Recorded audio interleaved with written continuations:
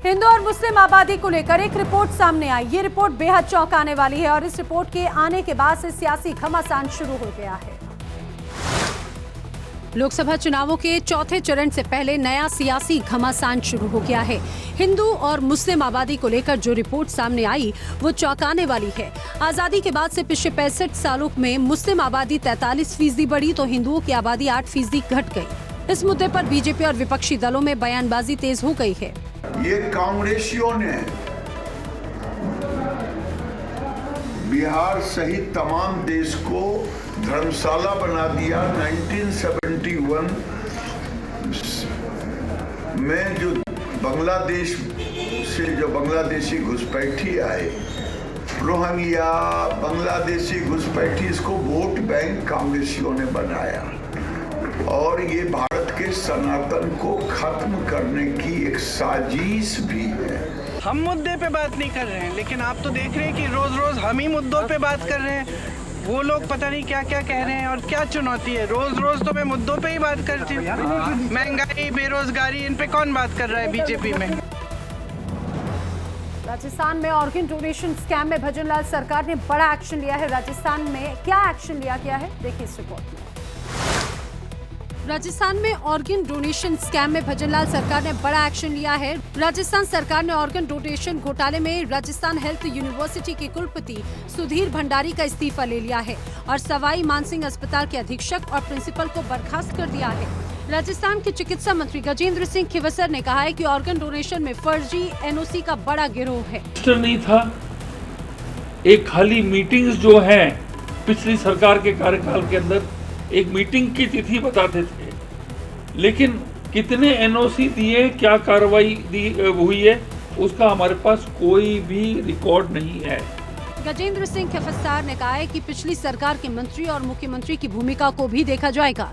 खिवसर ने कहा है कि इस घोटाले की उच्च स्तरीय जांच के लिए एसआईटी के गठन के लिए मुख्यमंत्री से कहा जा रहा है, जिससे खुलासा हो सके कि ये स्कैम कितना बड़ा है। चिकित्सा मंत्री ने कहा इस स्कैम में शामिल अस्पतालों को नहीं बख्शा जाएगा, न ही जिम्मेदार लोगों को। केंद्रीय गृह मंत्री अमित शाह ने आज तेलंगाना का दौरा किया और अमित शाह ने बीआरएस पर हमला बोलते हुए क्या कहा, बताते हैं इस रिपोर्ट में।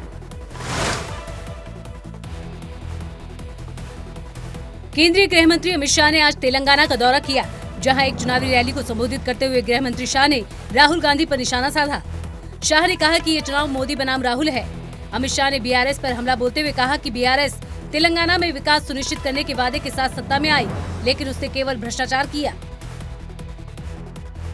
तेलंगाना के भोंगीर में चुनावी रैली को संबोधित करते हुए अमित शाह ने कहा कि ये चुनाव राहुल गांधी के चाइनीज गारंटी के खिलाफ नरेंद्र मोदी की भारतीय गारंटी का है। ये चुनाव राहुल गांधी की चाइनीज गारंटी के खिलाफ मोदी जी की भारतीय गारंटी का चुनाव। शाह ने अपने संबोधन में ये भी कहा कि तेलंगाना के लोगों ने कमल को चुनने का फैसला ले लिया है और उनके आशीर्वाद से एनडीए 400 से ज्यादा सीटें जीतेगी।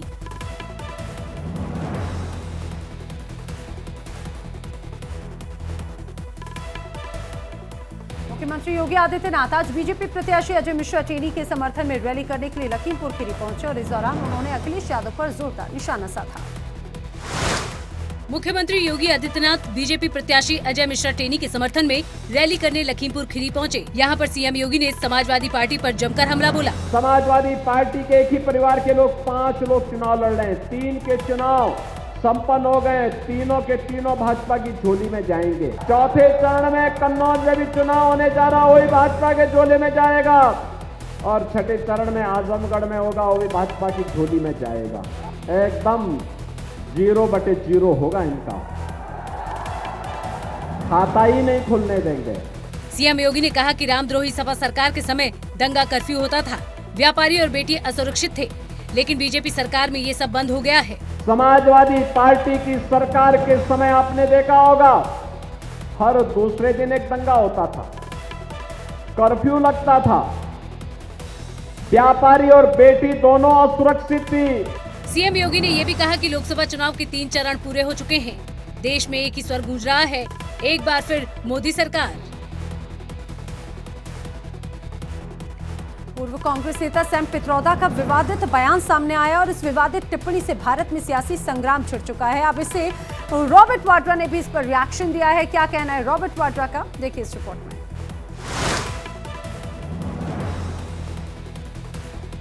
पूर्व कांग्रेस नेता सैम पित्रोदा की विवादित टिप्पणी से भारत में सियासी संग्राम छिड़ा हुआ है। अब इसे लेकर रॉबर्ट वाड्रा ने भी रिएक्शन दिया है। रॉबर्ट वाड्रा ने कहा है कि रिटायर होने के बाद लोग चाहते हैं कि उनका नाम ऊंचा हो। मुझे बहुत खुशी है कि वो रिटायर हो गए हैं। आप अगर वहाँ बैठे हुए और अपने सोफे पे बैठे हुए कुछ भी बोल रहे हो, बकवास है, मतलब मुश्किल है, और उनको रिटायर कर दिया, मैं बहुत खुश हूँ। चलिए आपको सैम पित्रोदा का एक बार फिर वो बयान सुना देते हैं जिस पर सियासी घमान मचा हुआ है। Where people on east look like Chinese, people on west look like Arab, people on north look like, maybe white, and people in south look like Africa. आपको बता दें कि सैम पित्रोदा अपने इस बयान के बाद विवादों में घिर गए थे। इसके बाद उन्होंने इंडियन ओवरसीज कांग्रेस के अध्यक्ष पद से इस्तीफा भी दे दिया था। कांग्रेस भी उनके इस बयान से किनारा करते हुए उनका इस्तीफा स्वीकार कर चुकी है। हरियाणा की राजनीति से जुड़ी बड़ी खबर सामने आई, जहां पर सियासी हलचल के बीच में पूर्व उप मुख्यमंत्री दुष्यंत चौटाला ने हरियाणा के राज्यपाल को पत्र लिखा और इस पत्र में उन्होंने क्या बड़ी बातें कही हैं, ये रिपोर्ट में जानिए।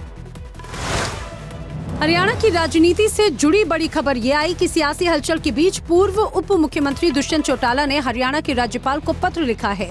दुष्यंत चौटाला ने राज्यपाल से विधानसभा का सत्र बुलाकर फ्लोर टेस्ट की मांग की। पूर्व डिप्टी सीएम और जेजेपी नेता दुष्यंत चौटाला ने कहा कि हम मौजूदा सरकार का समर्थन नहीं करते और हरियाणा में किसी भी दूसरे राजनीतिक दल द्वारा सरकार बनाने में समर्थन के लिए हमारे दरवाजे खुले हैं। बता दें कि बीजेपी सरकार से 3 निर्दलीय विधायकों ने समर्थन वापस खींच लिया था। इनमें दादरी से सोमवीर सांगवान, पुनरी से रणधीर गोलन और नीलोखेड़ी से धर्मपाल गोंदीर शामिल थे। विधायकों के जाने के बाद बीजेपी के पास हलोपा और 2 निर्दलीय विधायकों को मिलाकर कुल संख्या 43 बैठ रही है, जबकि बहुमत के लिए 45 सीटें चाहिए। ऐसे में सरकार और विपक्ष के बीच सरकार बनाने और गिराने को लेकर खींचतान जारी है। वहीं ईडी ने सुप्रीम कोर्ट में दिल्ली के मुख्यमंत्री अरविंद केजरीवाल की अंतरिम जमानत का विरोध करते हुए अदालत में एक हलफनामा दायर किया है और बाकायदा इसको लेकर विरोध जताया है। इस हलफनामे में की क्या बड़ी बातें इस रिपोर्ट में बताते हैं।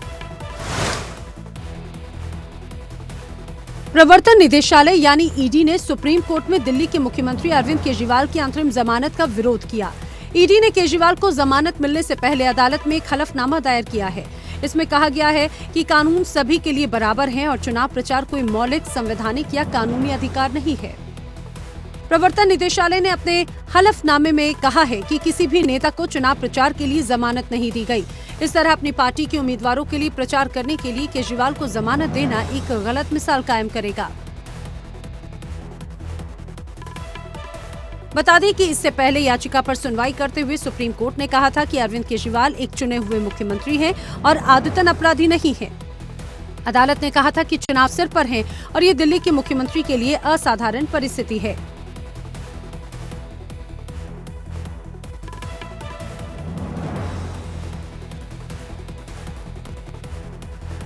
आज सपा राष्ट्रीय महासचिव शिवपाल यादव इटावा में जनता के बीच में पहुंचे। इस दौरान उन्होंने एक जनसभा भी संबोधित की। अपने संबोधन में शिवपाल यादव ने बीजेपी पर करारा वार किया। इटावा जिले में चौथे चरण में लोकसभा का चुनाव होना है, जिसको लेकर सभी राजनीतिक पार्टियां जोर शोर से चुनावी प्रचार में जुटी हुई हैं। वहीं समाजवादी पार्टी ने भी अपने प्रत्याशी के लिए जनसभाएं करना शुरू कर दिया है। सपा राष्ट्रीय महासचिव शिवपाल यादव जनता के बीच पहुंचे और उन्होंने एक जनसभा को संबोधित करते हुए कहा कि देश में इस वक्त भ्रष्ट सरकार चल रही है। बीजेपी अधिकारियों के दम पर चुनाव जीतना चाहती है। कई जगह गुंडाई करी, अरे हाँ बनाई में गुंडाई करी है। अभी जसपाल नगर से लेकर मैत्री में आज भी गुंडाई चल रही है। कोई भी टपोरी सरकार करता होगा, अगर कहीं बोल के तो उसका परेशान करता है। शिवपाल यादव ने बीजेपी पर वादा खिलाफी का आरोप भी लगाया। उन्होंने कहा कि सत्ता में आने से पहले बीजेपी ने जो भी वादे किए थे उन वादों को पूरा नहीं किया। शिवपाल यादव ने ये भी कहा कि बिजली चेकिंग के नाम पर लोगों से अवैध वसूली की जा रही है। जनता परेशान हो चुकी है और अब जनता पूरे तरीके से बीजेपी को हटाना चाहती है। उत्तर प्रदेश की पूर्व मुख्यमंत्री मायावती के फैसले पर उनके भतीजे आकाश आनंद ने अपनी चुप्पी तोड़ी है। उनकी क्या प्रतिक्रिया आई है, बताते हैं आपको। उत्तर प्रदेश की पूर्व मुख्यमंत्री और बहुजन समाज पार्टी की प्रमुख मायावती के फैसले पर उनके भतीजे आकाश आनंद ने अपनी चुप्पी तोड़ी है। आकाश आनंद को पार्टी के नेशनल कोऑर्डिनेटर के पद से हटाने और अपना उत्तराधिकारी बनाने से इनकार करने के मायावती के फैसले के बाद आकाश आनंद ने प्रतिक्रिया दी है। उन्होंने बुआ मायावती के आदेश को सिर माथे लगाकर स्वीकार करते हुए एक पोस्ट लिखा। आकाश आनंद ने कहा, बहन मायावती जी, आप सर्वमान्य नेता हैं। आप बहुजन समाज के लिए आदर्श हैं। आपको देश भर के बहुजन समाज के लोग पूछते हैं। आपके संघर्षों के कारण बहुजन समाज को पॉलिटिकल पावर मिली है। आपने ही सम्मान के साथ जीना सिखाया है। आपका आदेश सिर माथे पर है। मैं भीम मिशन और बहुजन समाज के लिए अपनी आखिरी सांस तक संघर्ष करता रहूंगा। आपको बता दें कि आकाश बसपा सुप्रीमो मायावती के छोटे भाई आनंद कुमार के बेटे हैं। उन्हें मायावती ने 10 दिसंबर 2023 को बहुजन समाज पार्टी का कोऑर्डिनेटर बनाया था और अपना उत्तराधिकारी भी घोषित किया था, लेकिन 6 महीने में ही उन्होंने अपने दोनों फैसले पलट दिए।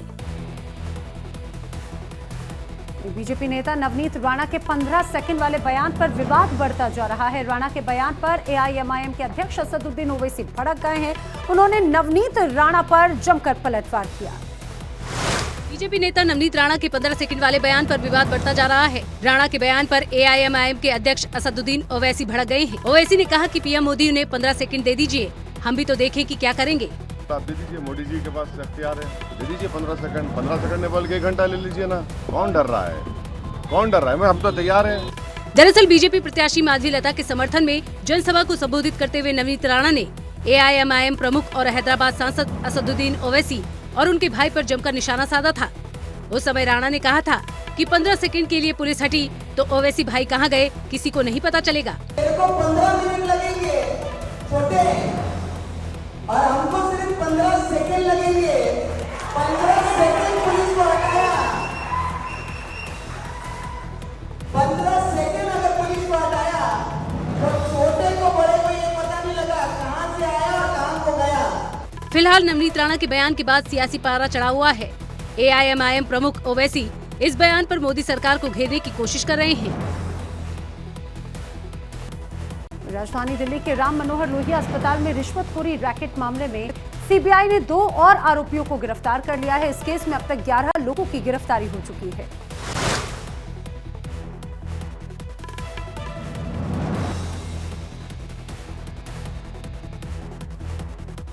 राजधानी दिल्ली के मनोहर लाल लोहिया अस्पताल में रिश्वतखोरी रैकेट केस में सीबीआई ने 2 और आरोपियों को गिरफ्तार कर लिया है। जांच एजेंसी ने आरएमएल अस्पताल की एक नर्स और एक सेल्समैन को अरेस्ट कर लिया है। इस केस में अब तक 11 लोगों की गिरफ्तारी हो चुकी है। सीबीआई कई लोगों से पूछताछ कर रही है। इस केस में कुछ और गिरफ्तारियां हो सकती है।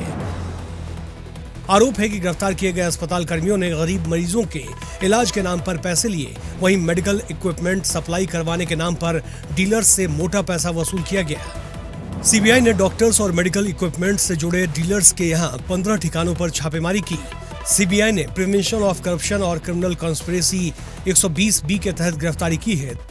दरअसल सीबीआई को जानकारी मिली थी कि राम मनोहर लोहिया अस्पताल के कई डॉक्टर्स और कर्मचारी करप्शन में शामिल हैं। ये अलग अलग मॉड्यूल के जरिए करप्शन करते हैं। इसके बाद सीबीआई ने ये कार्रवाई की। आंध्र प्रदेश के एनटीआर जिले में पुलिस को बड़ी कामयाबी मिली है। आंध्र प्रदेश के एनटीआर जिले से पुलिस ने पाइप से लदे